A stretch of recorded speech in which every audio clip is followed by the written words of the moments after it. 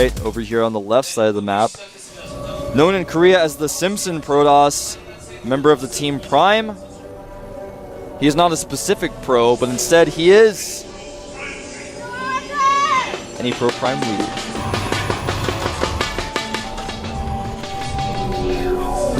Over here on the right side of the map, coming off a loss, recently joined the team FX Open, he is... I was trying to actually get 2 SCVs on that left mineral patch, but stuttered out a little bit, and it just yielded a longer mineral time, or mining time, than shorter. Let's go a Bobobo? Let's get a Bobobo, man. What does that mean? It's like Bobo is like a kiss. It's like really weird, but I don't know what like Bobobo is. It could Some of these cheerfuls. Some of these cheerfuls, it's just like an inside joke. Koreans know that we don't know, man. They're like trying to keep it a secret from us foreigners. We're trying to learn. We're trying to impart that knowledge to you guys.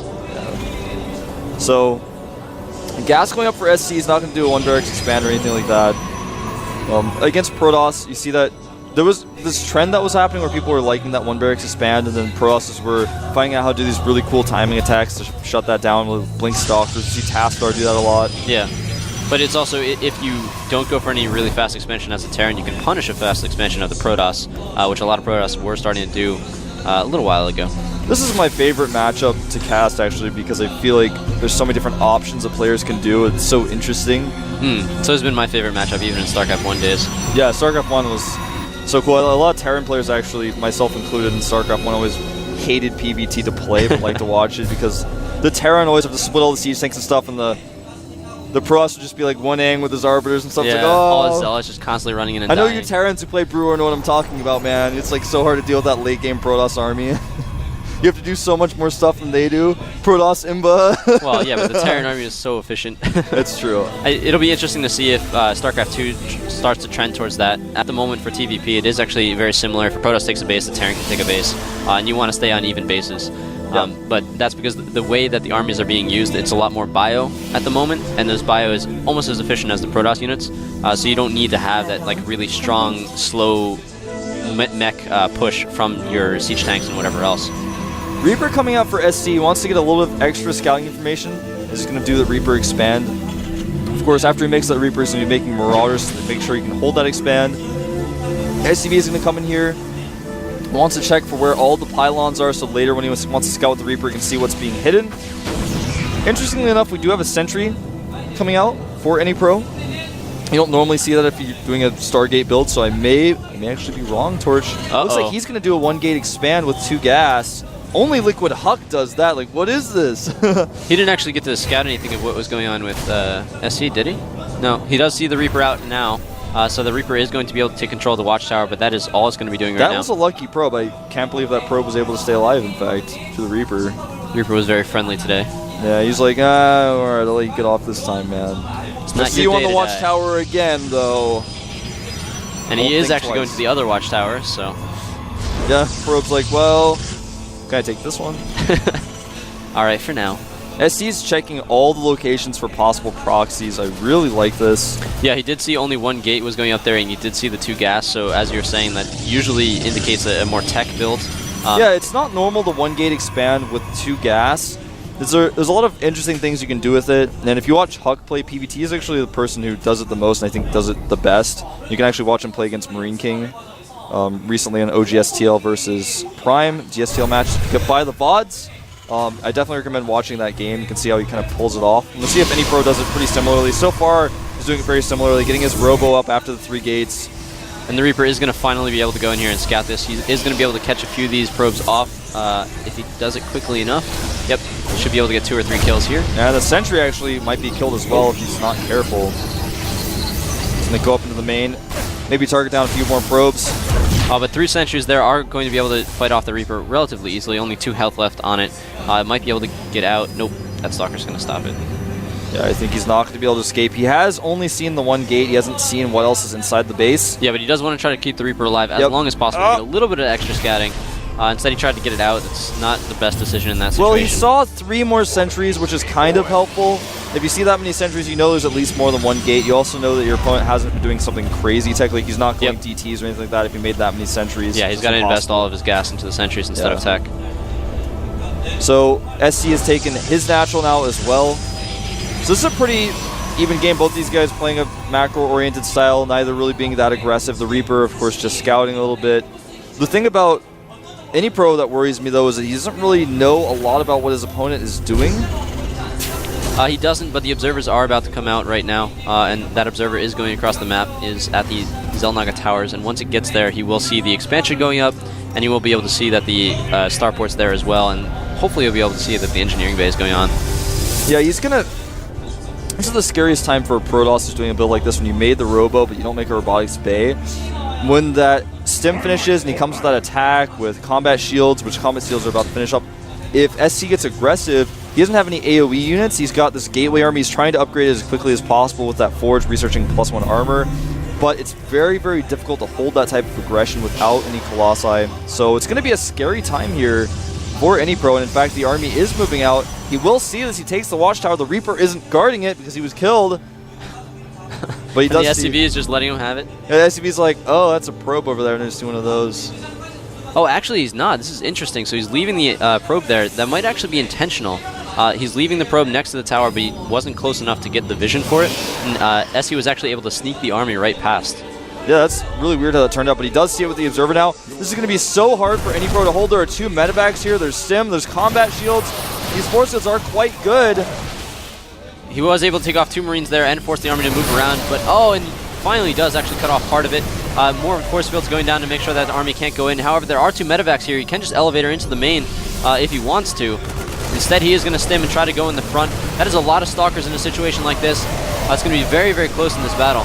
Yeah, a really nice micro by anypro, constantly moving back the weakened Stalkers. Wow, really good Not micro. as close as I was expecting.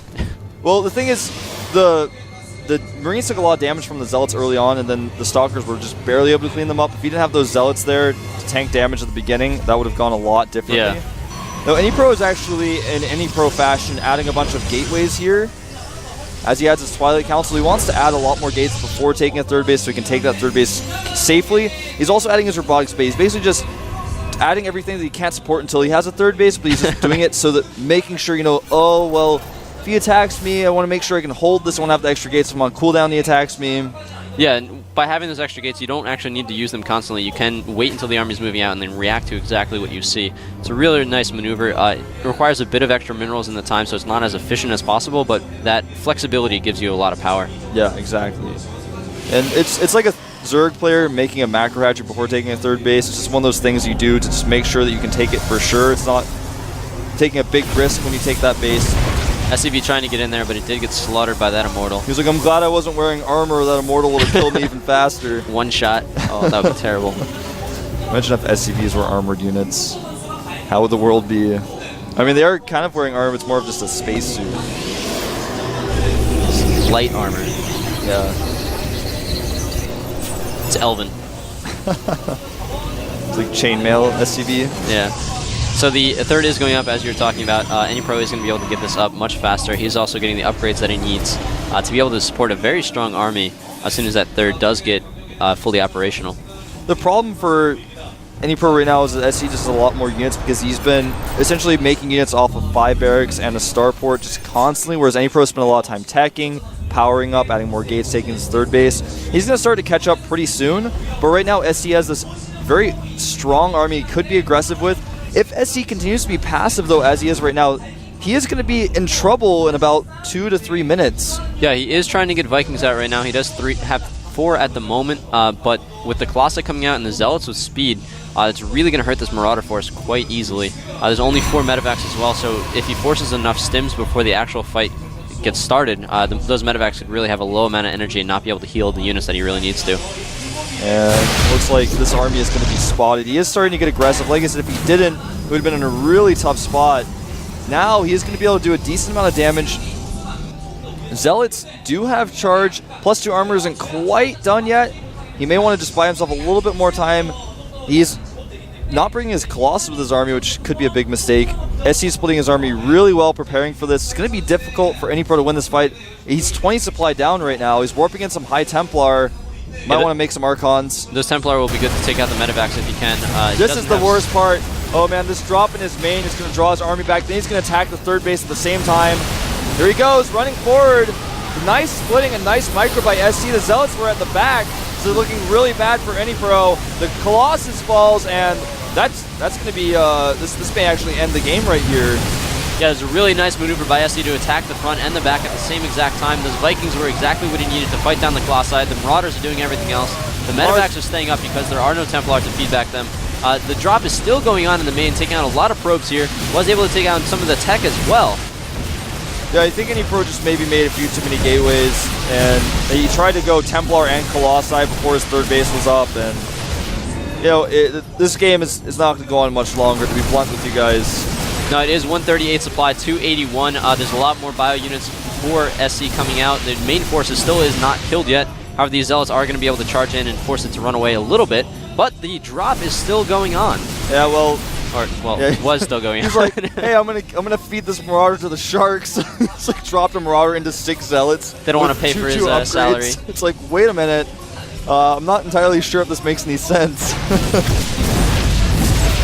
Do you want me to jump into 2 Zealots like by myself? Sure, it'll be fun. We'll take a video of it. It'll be on GOMTV.net.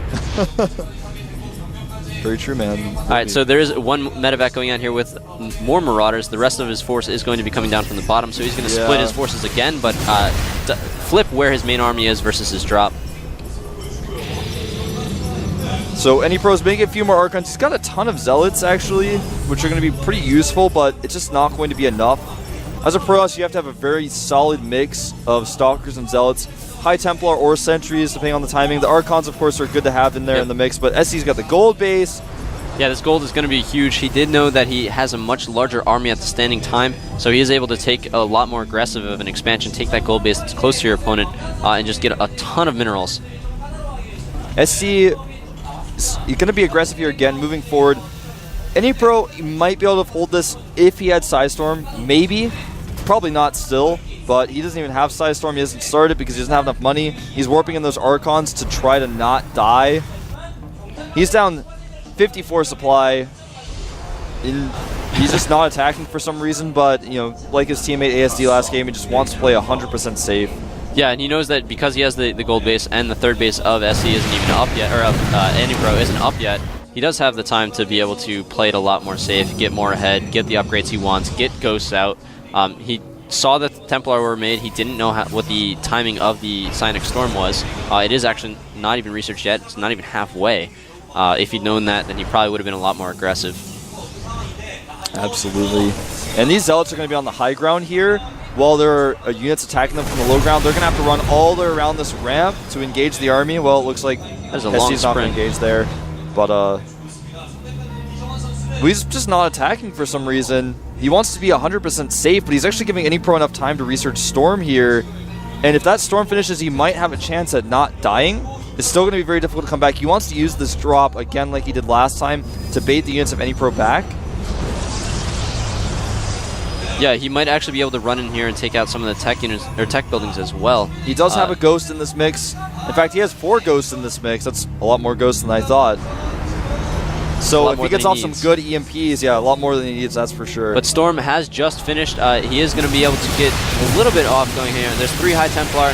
Well, they all got EMP'd. That is huge for SC. He is going to be able to run in here and do a lot of damage. It's a lot of Zealots, but there's a lot of Medevacs and a lot of Marauders in the mix as well. All those units are EMP'd, so their shields are gone. They are falling very, very quickly. They are able to chase after as well, but the drops are going on at the same time, so the distraction that he needs is happening. He is going to be able to take down this army as well. However, he's going to take a lot of losses on his own side. Most of the Zealots are down. He had better upgrades, but GG, he had better upgrades, but he just didn't have enough units, and he couldn't be everywhere at once. And when you have that mobile medevac army out, it's difficult. Yeah, SC did a great job of distracting anypro with that one drop while attacking the third at the same time. It was a pretty even game up until that point, but that was really the turning point that gave him the win. Well, here's the thing about what really went on in that game, that it's not like, oh, Terra and Zimbo, you know, anypro was kind of ahead. He held off that Marine attack, and then what he did was he wanted to take a third base, but then he added like 4 more gates, so he went up to like 8 gateways on 2 bases. And I was like, all right, when he added another forge, I was like, okay, so he's got a lot of gates and 2 forges, and he's got the Twilight Council getting the upgrades, and I was like, yeah, you can do that. Then he had And the the Robotics Bay, yeah. and I was like, all right, you can't actually, like, he's trying to make he gets one Colossus out, and he's researching range, so he has like one Colossus that he doesn't even use in that main fight. And then just all these things are going wrong. I was like, anypro, you can't support 8 gates and the Colossus and then try to take a third base, because then you can't use those gates. You spend a lot of money on the gates, and then SC just has a little bit more units than you, does that one drop in your main, and then just kills you. He probably would have been okay if he did exactly what he did, but then also added a fleet beacon for a mothership. I think that's what he really needed. Yeah, I mean, that's all that was left, man. Was he could add the Arbiter Tribunal in there. Yeah. Warp back to StarCraft 1, try to bring those units in. Yeah. So that is going to be unfortunate for anypro. He's going to drop down 0-1 right now. That was the win that SE needed to stay in it. If you go only 2-2, there is a chance that you can still qualify for Code S, but it's very difficult. Yeah, it's almost a impossible. lot of other players need to go 2-2. So you're really aiming for those 3 wins going on here. Yeah, so keep that in mind. That's going to be really good for ST to get that win. We're going to take a 2-minute break, guys. We'll see you when you get back.